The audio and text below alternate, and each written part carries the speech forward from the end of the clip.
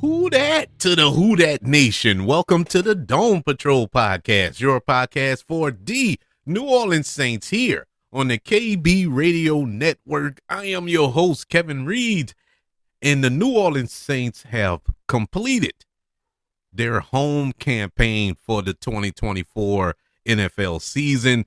Unfortunately, we still have one more game to play this year, but Week 17 is in the books as the New Orleans Saints come up short, very short, very, very, very short against the Las Vegas Raiders this Sunday by the score of 25-10.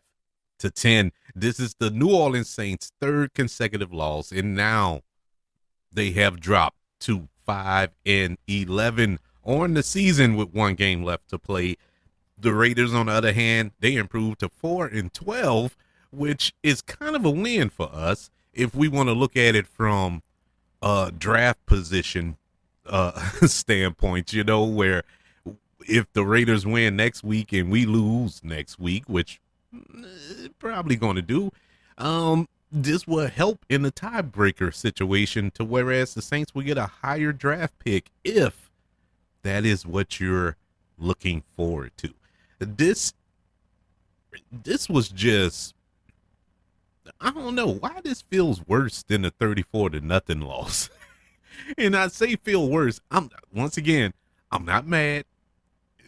It's to be expected at this point, and that's part of the problem. It's to be expected that the New Orleans Saints will lose. They just look bad, man. They look bad at this point. It's not even competitive. It's Cancun on 3 when they break the huddle. It's just, they're a shell of their former selves, and it's a far cry from what we saw week 1 and week 2. I've never seen a team digress like this fast, just completely implode within itself. Injuries, play calling, game management, game plans going into games. It's crazy.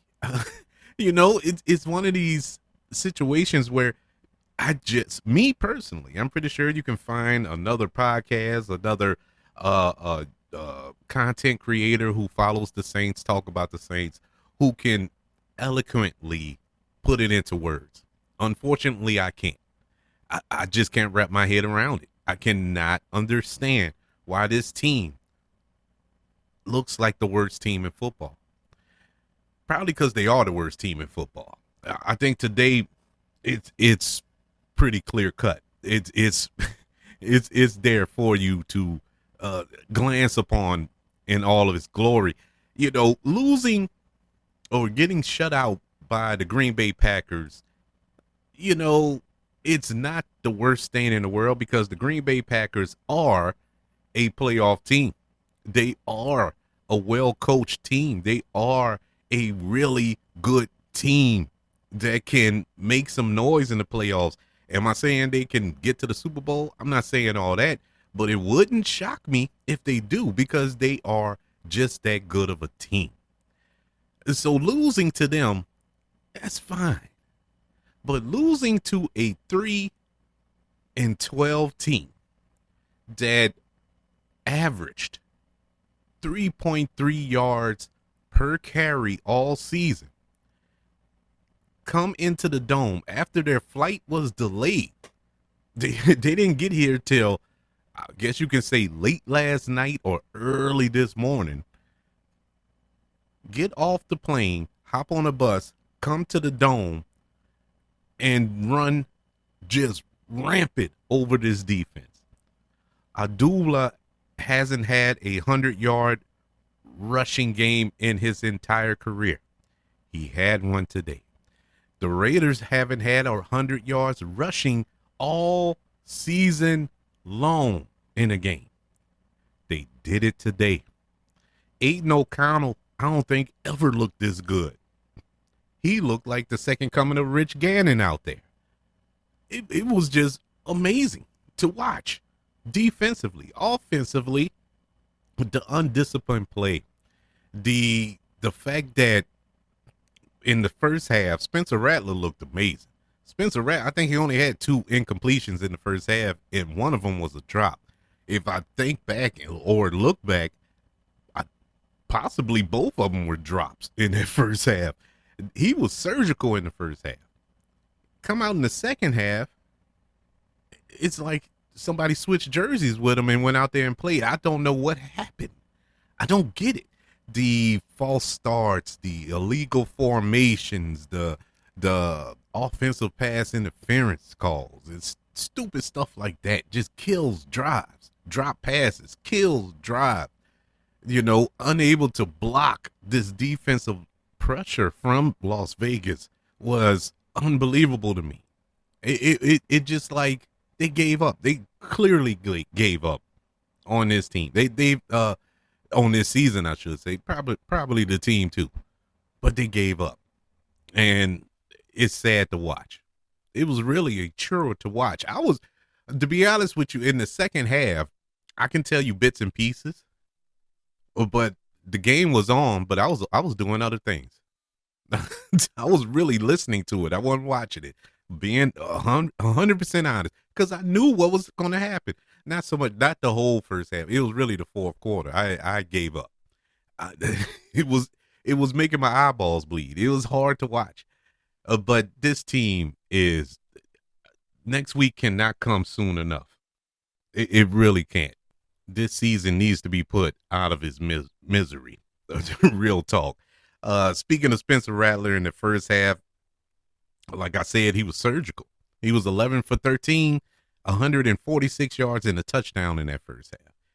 But it really couldn't generate, well, he couldn't generate much offense in that second half. He did nothing. He ended up finishing 20 for 36, 218 yards, a touchdown, and 2 interceptions. The Saints were 1 for 9 on third down today. 1 for 9 on third down. Kendre Miller, somebody that me and my cousin was discussing in the first half. In the first half, we were just talking about Kendre Miller, and he was like, "Man, he needs to get the ball more." And I'm like, "Look, I've seen enough from Kendre Miller. I really didn't." As far as analysis, I don't need, or an evaluation, I should say, I really didn't need to see anything from Kendre Miller. I know who he is. And my cousin said something that was so poignant and profound at that moment. He was like, well, it's not so much his production. I want to see if he can finish a game. And I was kind of taken aback by that, because I was like, man, I could care less about that right now. I'm looking for other things, other elements that, going forward we can use. But it was still festering in my head. Lo and behold, in the second quarter, he goes out. Next thing you know, we see him going into the tent. And I was like, cuz, did you see that? He was, it was like, I got my answer. That's what it I said, you got it all right. And sure enough, he ended up getting a concussion, which is not the end of the world in Kendre Miller's world, because normally when it comes to Kendre Miller is soft tissue damage or ligament damage. So him getting a concussion, I'll take. But it is just, this dude is the most unlucky guy. He must have had an affair with one of these voodoo priestess down here or something. I don't know what happened, but he is cursed. This dude cannot stay healthy, and I see the talent there. I love Kendre Miller when he's on the field. The dude can run the ball. He has all of the elements of a Alvin Kamara. Is he Alvin Kamara clear replacement? No, I'm not going that far, but he is a good addition, a good companion for Alvin Kamara if these dudes can get on the field together, and we cannot get them on the field together. He had an increased workload today, but it didn't last long. Now, shockingly, I guess thankfully the Saints signed Clyde Edwards-Helaire last week, and he ended up getting 5 carries today for 20 yards. So he did something, but even with that, that ain't enough. They still didn't run the ball. They it I don't get it. I don't get it. They will not protect Spencer Rattler. And you know what we're going to hear all week? You know what? I bet you dollars to donuts. What you're going to hear all week is how bad Spencer Rattler is. Spencer Rattler did not have a great game. He started off great, but didn't end it great. But with that being said, he didn't have a lot of help. A lot of drop passes. A lot of unblocked defensive linemen in his face. It was a lot, you know? And I'm not trying to make excuses for him. Like I said, one of those interceptions, his first interception, that was on him. I feel that was a bad throw. He shouldn't have thrown that. But, well, the guy was open. It was just a bad throw. The second one, he was baited into. And I understand in the fourth quarter, it really, the game had got out of control. And Saints turned one-dimensional. I'm not talking about the fourth. I'm talking about the other 3 quarters when they could have controlled the pace of the game. But you get in these 3rd and long situations, hence the 1 and 9 for 3rd downs that the Saints got into. Now, the Saints only scored that 1 touchdown, and that was off some trickery, which was a nice play call by Clint Kubiak. I got to give the devil his due there. They were trailing by 3 at that point. Tried that, what they call it, the end around or whatever. Nice flea flicker or something, whatever. But it was nice. Nice play call. But it was all set up by the run. It was set up by the run.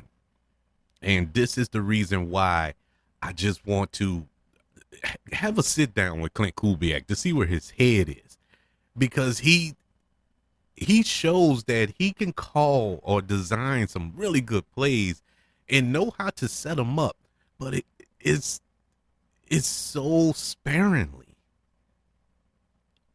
You telling me, and I'm going by his actions here, you're telling me that you know what it takes to get these plays launched, to get these innovative new offensive plays ran here in New Orleans, but you refuse to do it. Plays like that, deep passes, it can only be set up with the run. Play action. Dump offs, dinking and dunking, screen passes, stuff like that. That is what sets up the big plays down the field, but they don't do it.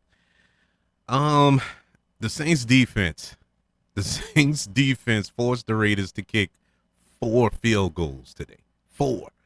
Now, under any other circumstances, that would be great.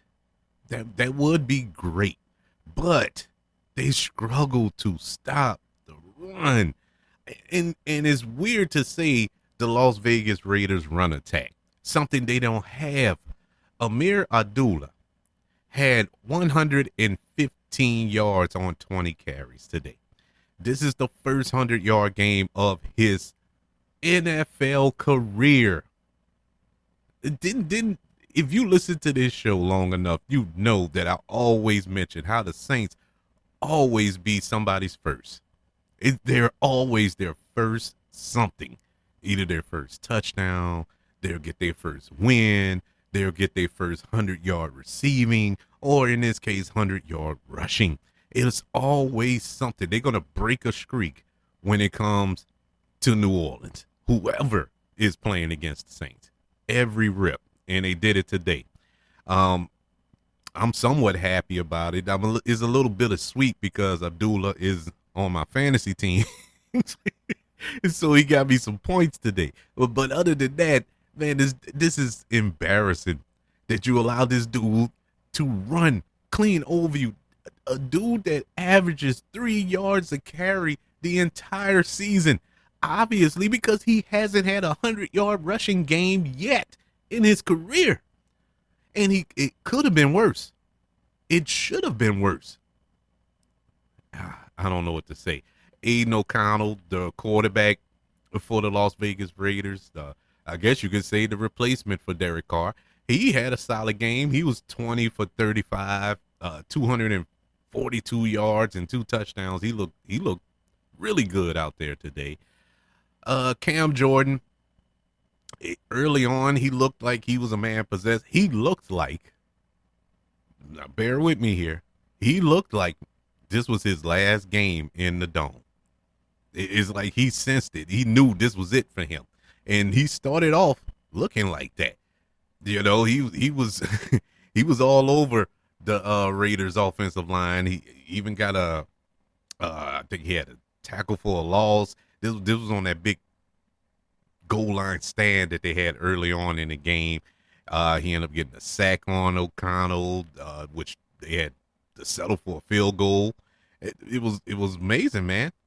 He had an amazing game in the first quarter, and then disappeared. There was some bad news, I guess you could say. Well, I ain't guessing. It is bad news. Rookie linebacker Jalen Ford, he was carted off the field in the fourth quarter after getting hurt. And looking at him on that cart, they had the air cast on his leg. That's not a good sign. Peyton Turner, he left the game early with an ankle injury. Marquez Vazquez Scantling, he left the game after a hard hit late in the game. It was, I just don't know what to say. I don't know what to say about this team. The Saints will close out the season when they travel to Tampa Bay next week to take on the Buccaneers, who won today and still fighting for the division between them and the Atlanta Falcons, who plays Monday. I think Atlanta plays Monday night. But yeah, they still fighting for something. So that's not going to be an easy game next week. I don't see them winning that game.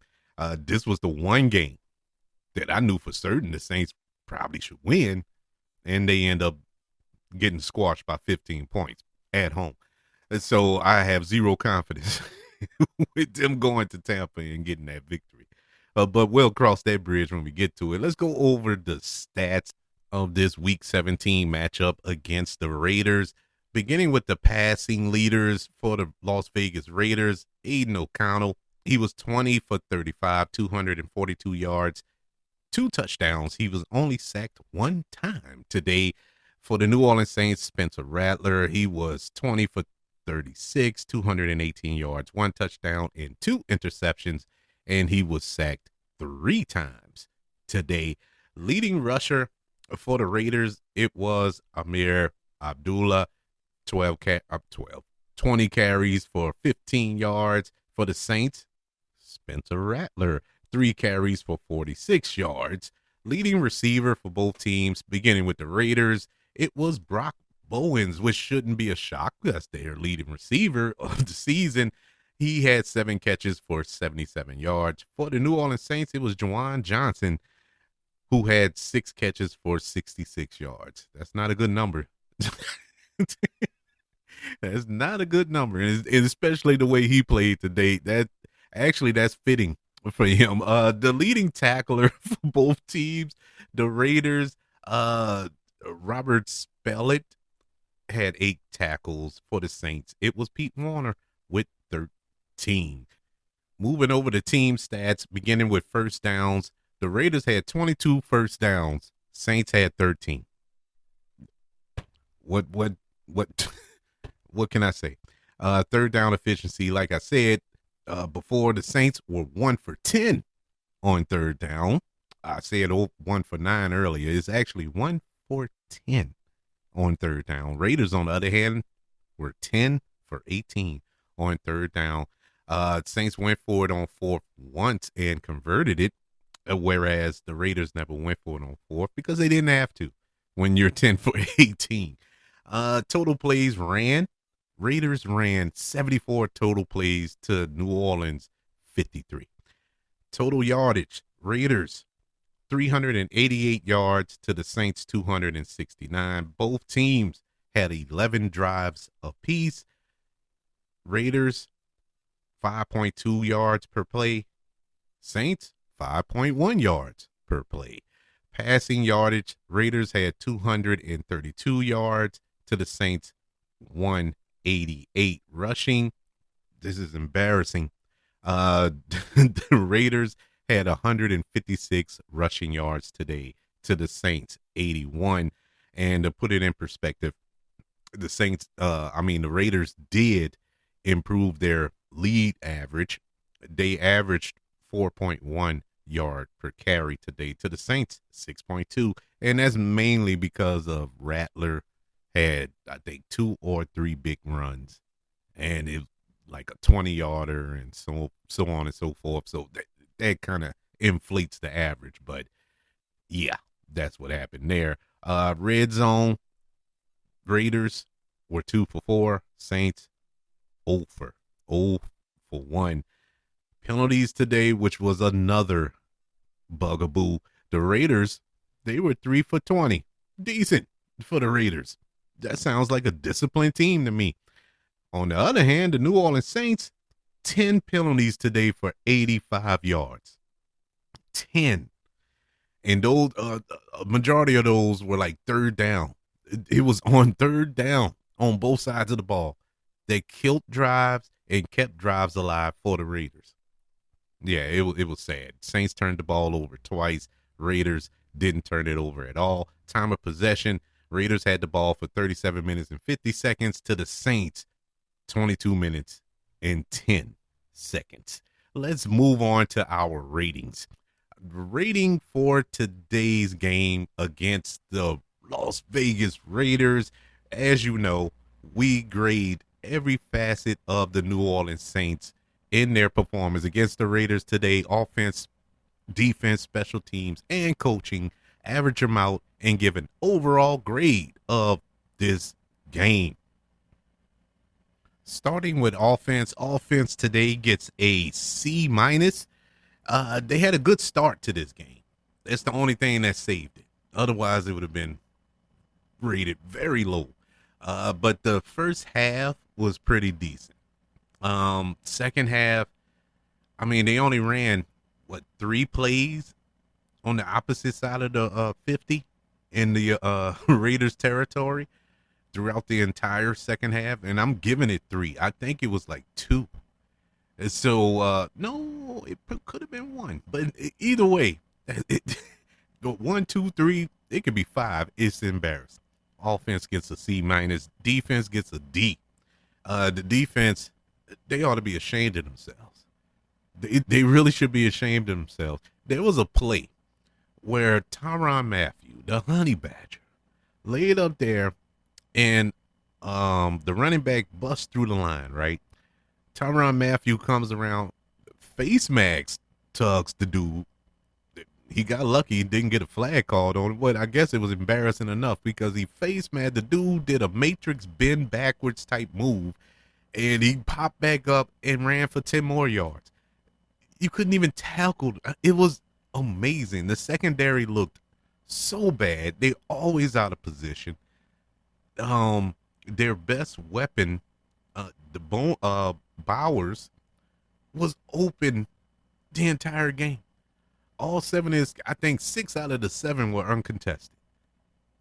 He was just wide open. It was, they get a D. Special teams gets an A. Our punter has shown to be a good get, and Blake Grupe made his extra point and made the field goal that he was asked upon to do. Special teams, cool. And you had some good special teams coverage, fielding punts and stuff like that. So they get an A. The one shining spot on this team today. Coaching gets a D plus. I'm so sick of this team. I'm so sick of the game plans going into this game. Well, every game this year, they cannot game plan. Now, I don't want to hear about, it was a short week. You had the Monday night game, then you had Christmas, and we had to get prepared for this game. So Christmas only happened here in New Orleans, not in Las Vegas, because those guys, it didn't affect them. Not only did it not affect them, their flight was delayed. They didn't even get here when they were supposed to. All their timing was thrown off. And if you ever played sports and traveled, you know that all that is important. Your schedule, it's important. That didn't affect them. They were ready to play. They being the Las Vegas Raiders. They were ready to play. And they played. And they demolished the New Orleans Saints. Overall, today, the New Orleans Saints performance as a whole gets a D. Oh boy. I'm gonna say something that I know is gonna come off as controversial, gonna come off as, oh, you're not a real Saints fan, you're not a who that. Well, you know what? I don't care. Because a real who that is supposed to speak the truth. That's our job, man. Call it what it is. This team is hot garbage. I'm so glad that this season is over. I am so glad that we only have one more week to have to suffer through this inconsistent, incompetent piece of an organization. And it's not just the Saints. Have y'all been watching the Pelicans lately? I mean, it's just horrible to watch. This is some horrible football to watch. Like I always say, I can deal with losing. All right, we lose. That's fine. You can't win them all. But my God, you playing a team that only won 3 games. Yeah, I know we only won 5, but we won 2 more than them. We're at home. We got, I will go as far to say we have the most talent than the Raiders. Can you pick anybody on the Raiders that you can, look at and be like, oh man, we got to watch out for him?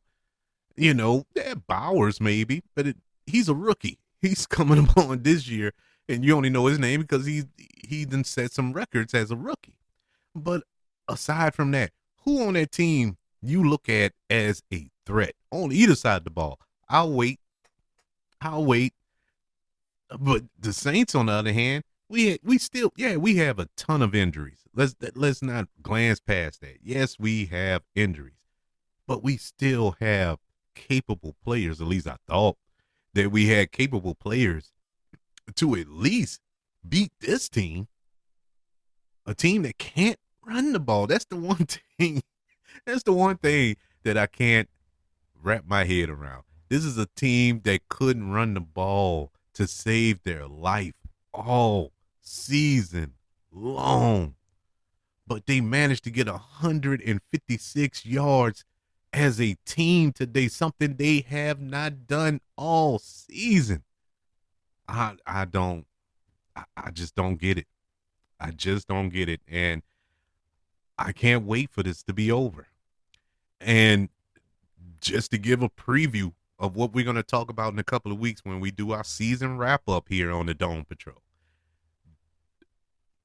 This is going to be the biggest decision in the history of the New Orleans Saints franchise coming up when it comes to picking and hiring the next head coach of the Saints. This is monumental because if you whiff on this hire, if you pull another Dennis Allen caliber hire here, you might as well pack it in. It's no point watching the Saints no more. It don't make sense to try. It don't make sense to cheer on a team that is not trying to do anything. They're not trying to win. They're just looking out for their people or whatever the case may be. The Saints need to make the right choice. You're hearing reports about Aaron Glenn, and I like Aaron Glenn. Aaron Glenn used to play for the Saints, let alone used to coach for the Saints, and he's doing a phenomenal job as the defensive coordinator in Detroit. I'm not 100% with that decision. Would it make sense? Sure, because he knows the organization and this, that, and the third. Sure. But I'm not 100% with it because, number one, he's a defensive coordinator. The Saints need an offensive-minded coach here. They really do. To develop, i.e., a Spencer Rattler or a Jake Hader, or dare I say, a Derek Carr. There's a lot that needs to get done here as far as this offense and what it's capable of and what can be improved upon with the talent that we have. Because there's been zero improvement on that offensive side of the ball. Well, on the defense either, but even more so on offense. That offense looks horrible. That offense looks like Pete Carmichael clone. It's the same offense. All this hoopla. They hired Clint Kubiak. Oh, he comes from the Shanahan tree and blah blah blah. It's the same offense as Pete Carmichael. The only difference is there's a little flash every now and then. Every now and then, he'll run a play that you don't expect. It come out of nowhere or something to that effect. It is every now and then. Pete Carmichael, run, throw, punt, throw, third and long, run. It's like the stupidest stuff I ever saw in my life. But anywho, yes, this is going to be the biggest decision to make, and they need to choose wisely. Going back to this pick, everybody is high on the hog about getting a top 10 pick. I'm not. Once again, not confident in it. Why? Because Mickey Loomis is here. You're not solving it. You didn't solve anything in that arena when you fired Dennis Allen, because Dennis Allen didn't make those choices. He's too much of an idiot to make those choices. He couldn't pick a backup quarterback to go in the season with. So you gonna lead me to believe that he made choices on draft day? Man, miss me with that. This was all Mickey Loomis. Mickey Loomis gonna make that choice, and I'm not confident he can make the right choice. Trevor Penning, hello. He can't make those right decisions. Cesar Ruiz. Now I know Cesar Ruiz turned out to be a pretty good offensive lineman, but was he worth a first round pick? I'm more than certain he would have been there the second or third round. I'm willing to put money on it, but we'll never know, because the Saints picked him in the first round. They have whiffed time and time again with these first round picks. And so what has happened in the last year that makes you feel confident that the Saints are going to make the right choice here? Because you have to ask yourself, where are we picking? What are we going to use with that top 10 pick? Because you need help everywhere. Everywhere, Kevin? Everywhere. There's not a position on this team that does not need to be addressed. Every single one.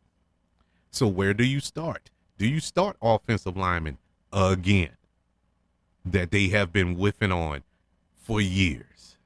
Do you go wide receiver, which is a desperate need? Do you go running back that, once again, you're whiffing? Yeah, Kendra Miller, good running back, can't stay on the field. Defensive line, need help. Once again, you drafted Isaac Forsky, not worked out. The only one that semi-worked out is Brian Brissy, and he is not 100 on that defensive line, I should say, because he can't stop the run. So he's a liability in the run game. So whenever they running the ball, you got to take him out. Linebacker, Demario Davis, God bless you. I love you. One of the greatest men, one of the greatest linebackers we've ever had. It's over, man. Father Time has slapped him in the face. It's here. I'm sorry, you're old. Pete Warner, I liked Pete Warner. Pete Warner isn't what he used to be, especially after all those injuries. I don't know if that's affecting how he played, but he does not look like the same Pete Warner. And secondary is maybe the one position that really don't need immediate addressing, but it needs to be addressed. Honey Badger needs to go. Your corners now, Adebo, he was hurt, but Adebo is a walking PI, so you have to be conscious of that. And the other cats, I don't know, man. I don't know. But all that goes with your defensive coordinator. What defensive coordinator staff is going to come in with the new head coach? So some of these things can be addressed pending your coaching staff, who you bring in here. Um, but we'll wait and see. But like I said, we'll address all that. I went on the rant. That's half of the wrap up show right there. but it was just on my mind to talk about it. But I would like to know, what do you think? Do you think the Saints, or should I put it? Let me word it this way. Where do you think the Saints need to go as far as addressing the biggest need, whether it be free agency or the draft? Where do you think the Saints should start after they get the head coach? I would love to know your thoughts. And how did you feel about this game? Were you just as embarrassed as I was? This was more embarrassing than the Green Bay. I'm telling you, it was super embarrassing that them dudes went out there and put up this type of performance at home. Last game in the Dome this season. And they couldn't even give the Who Dat Nation something to cheer for in their home stadium. What are your thoughts? Email the show, kbradiopodcast@gmail.com. You can also search for the show on all social media platforms. Just search for the KB Radio Network. Also, subscribe to the KB Radio Network channel on YouTube and like this video if you don't mind. Don't forget about the 5 stars, the reviews, and sharing this show if you're listening on Apple Podcasts, Spotify, iHeartRadio, wherever you are currently listening to the Dome Patrol Podcast, your podcast for the New Orleans Saints here on the KB Radio Network. Everybody, thank you for joining me for this recap and reaction to the Saints losing to the Las Vegas Raiders in their Week 17 matchup by the score of 25-10. Saints are now 5-11. Oh boy, one more to go. I will talk to you next week in the new year. And by the way, speaking of which, Happy New Year, everybody. I hope that you have a safe and fun new year in the next couple of days and bring in 2025 on a happy note, because the Saints ain't helped us out. They didn't help us out for Christmas, and they didn't help us out for New Year. And so I hope that you find a way to find joy in a productive and safe way. But we will talk again in the new year in 2025 as the Saints wrap up this monstrosity of a season when they take on the Tampa Bay Buccaneers next Sunday from Tampa Bay. Until then, I'm going to be screaming to the top of my lungs, Happy New Year, and who dat?